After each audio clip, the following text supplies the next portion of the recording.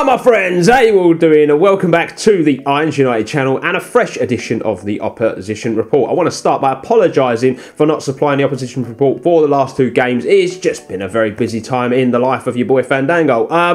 Not only on my channel, here at Irons United, we've got some really exciting stuff coming up and coming to the channel, but obviously life just gets in the way sometimes. But I do have an Opposition Report for you today.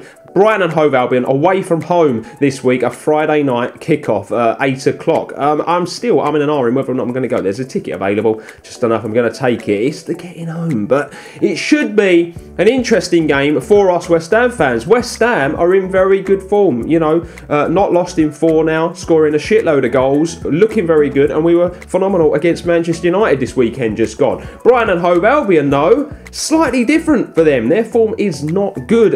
You know, they've only won once this season. I think that's something that West Ham have to pay attention to, take advantage of. Conceded 13 goals in the process. Their last 5 games has not been great either. 3 losses and 2 draws.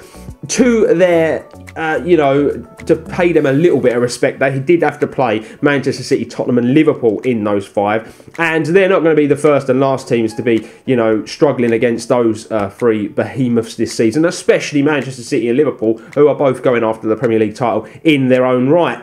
They're usually a very well-drilled team, but they've not been so this season. 13 goals conceded in 7 matches. It's not the worst, record in the league, but it's not the best either. They are conceding a few more goals, I should say, than they were last season. They're struggling up top, which is a big surprise to me. They spent a lot of money on forward-thinking players, and they're still having to rely heavily on Glenn Murray, who I believe is 34, 35 years of age. He's still playing, some phenomenal football. The game when they, beat Manchester United, he was brilliant in that game, and without him, maybe they wouldn't have won that. But they're not quite hit the levels they did last season. I think maybe it is that second season syndrome thing. Teams have worked you out. They see how you play from last season. But Brighton, having said that, have a very good record against West Ham in this league. West Ham were very disappointing against Brighton last season. The 2 games that we played against them, a 3-0 and a 3-1 defeat. 6 goals over 2 games is not bad going for them. So they obviously quite enjoyed playing us last season. Obviously this is a different West Ham. We're in different form,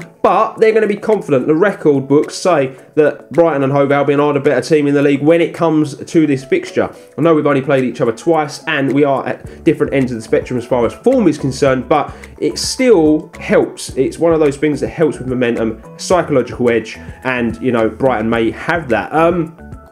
It's not a happy hunting ground, like I said, for West Ham. The times we've been there, not been too good. And the thing that I guess most West Ham fans have, we've got to try and not be overconfident because of the way we've been playing, but Brighton are very good at home. They've got one of the better records in the Premier League at home. Not so much this season, but last season they relied on it massively to pick up the points to stay in the league, and they just far prefer playing in front of their own fans. One negative for Brighton, I guess you could say, is that, like I've already said, they're struggling to score goals, and because of that, they're struggling to, get in front and then stay in front. They're having to come from behind. They've had to do it on more than one occasion this season, and so the one thing that West Ham have maybe got to look out for as well is that, if you score 1 or 2 goals, that doesn't mean it's game over. Brighton do have it in their locker to come back. I do believe they've drawn 2-2 on a couple of occasions this season. Both times in those matches, they were in a losing position. This should be an interesting game, though, it has to be said. Brighton have some good players. I think the centre-back partnership is very, very good. I think Dunk, in particular, is a really solid player. Glenn Murray, even at his age, is still playing at a very high level. Someone we've got to watch out for. Our defence has been very good, though, and I expect us to be able to deal with him. Konaka on his day can be a real threat as well, but when you're looking at this Brighton team, no disrespect to them, but there's no world-class talent in there, and I honestly think that West Ham and the form they're in should be able to deal with this football team. There's still going to be a threat, though. They're still decent, 15th in the league, and they're looking for points. As far as my prediction for the game is concerned, I'm going to lean in the way of the Hammers this week. I'm usually a pretty pessimistic fan, aren't I? I'm always saying we're going to lose or draw, but this time I'm going to try and be a bit more positive, and I'm going to go with a 2-1 victory in the game. My friends, how do you see it going? What do you think? Do leave your score predictions below, or even vote in the poll above whether you think we're going to win, lose or draw. But that is it from me, my friends. Just a very quick opposition report.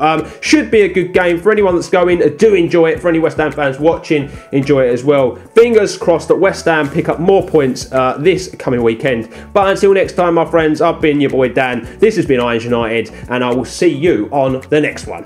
Come on, you Irons.